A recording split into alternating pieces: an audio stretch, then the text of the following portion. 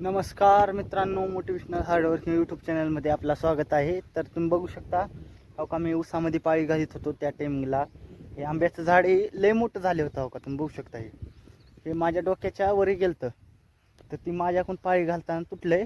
तर हो का, आता पाऊस पडल्याने एवढं छान फुटलंय ना, तुम्ही बघू शकता. हो का, हे